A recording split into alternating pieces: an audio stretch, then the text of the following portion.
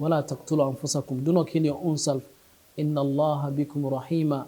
Allah subhanahu wa ta'ala is very merciful towards you. وَمَن يَتَّقِ اللَّهَ يَجْعَل لَّهُ مَخْرَجًا وَيَرْزُقْهُ مِنْ حَيْثُ لَا يَحْتَسِبُ وَمَن يَتَوَكَّلْ عَلَى اللَّهِ فَهُوَ حَسْبُهُ.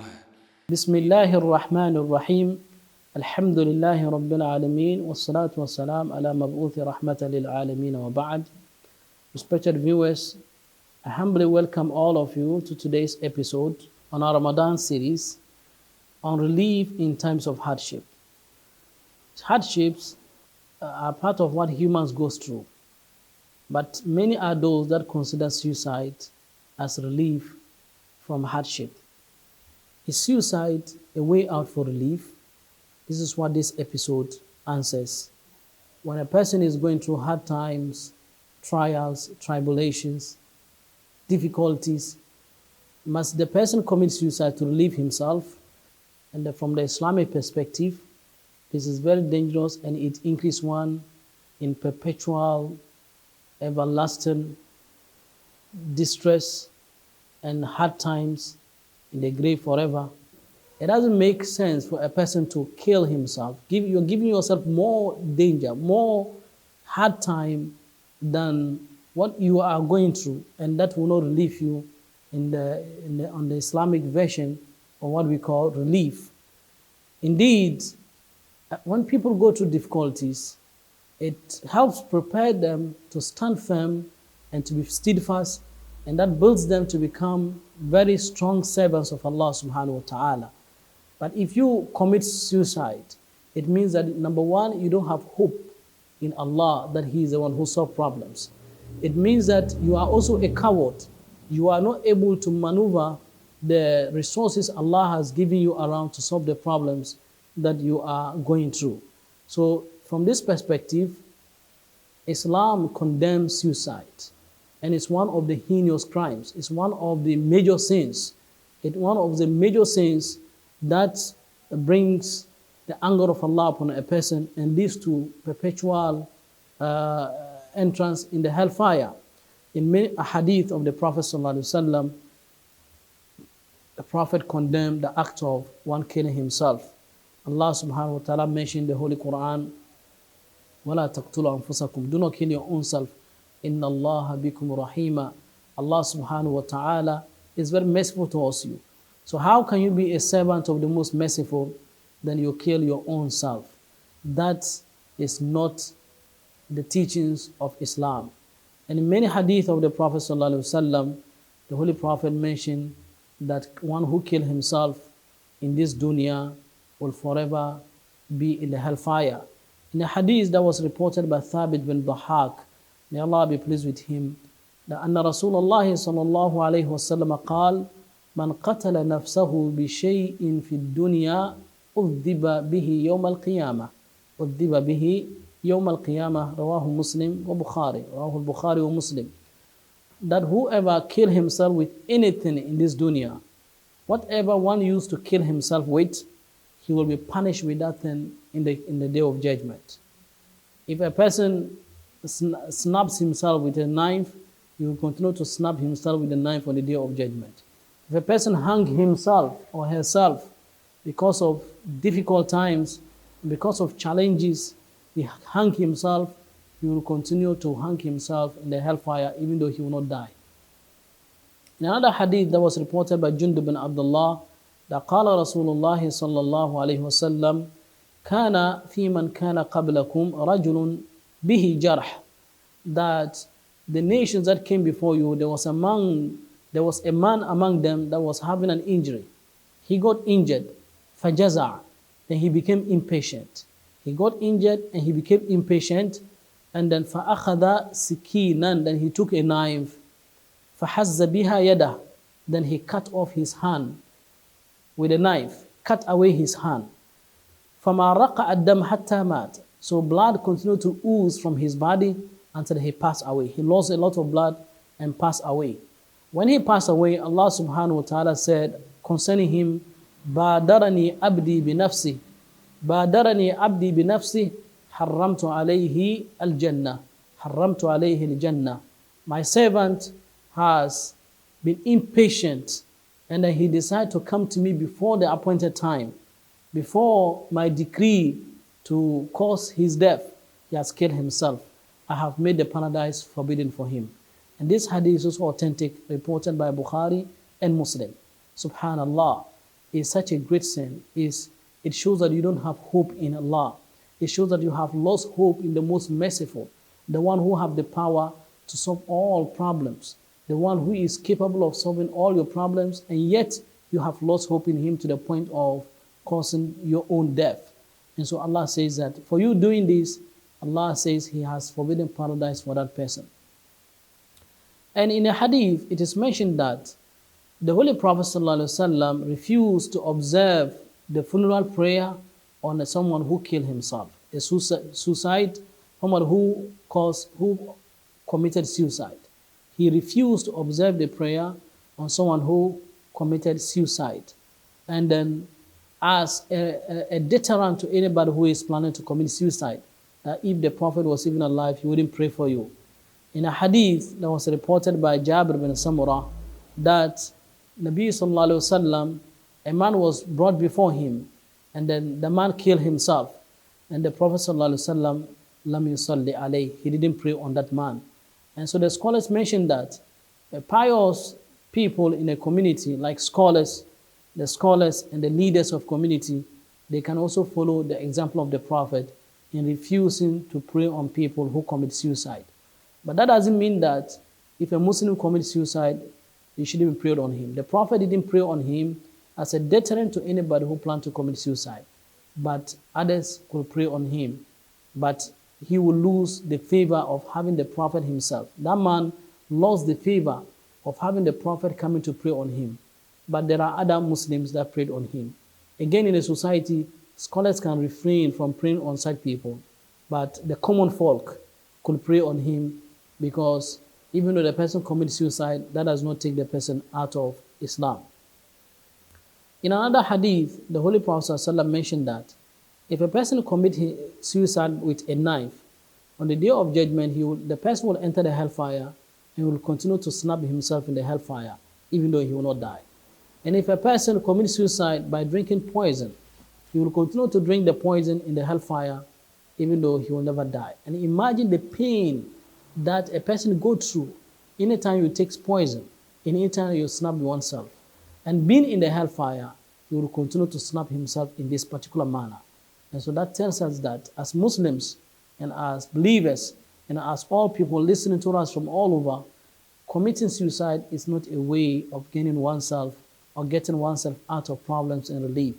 Turn to Allah subhanahu wa ta'ala. Turn to your Creator. Rectify and do the wrong that you're doing, and try to assess yourself and repent towards Allah, supplicate towards Allah, equip your heart, fill your heart with hope that you have a Creator who has not abandoned you, who you have a Creator who is aware of the situation that you are going through. Pray to Him and have the belief that He will take you out of the challenge and the hard times that you are going through, and then do not make a mistake to commit suicide. For surely committing suicide will surely lead to more dangers and more tribulations. And for a person to equip himself with the necessary faith is very important in getting oneself out of the idea of committing suicide. In such a faith is what we call al-qada wal-qadr, al-iman bil-qada wal-qadr.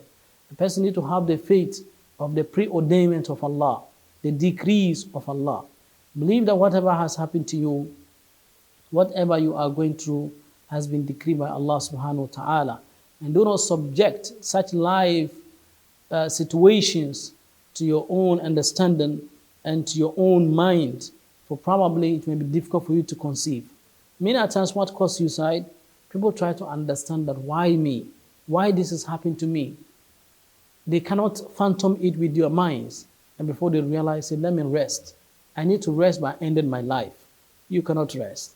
In Islam, if one kills himself, that is the beginning of even his problems, because you cannot end your own life and you think you're going to rest.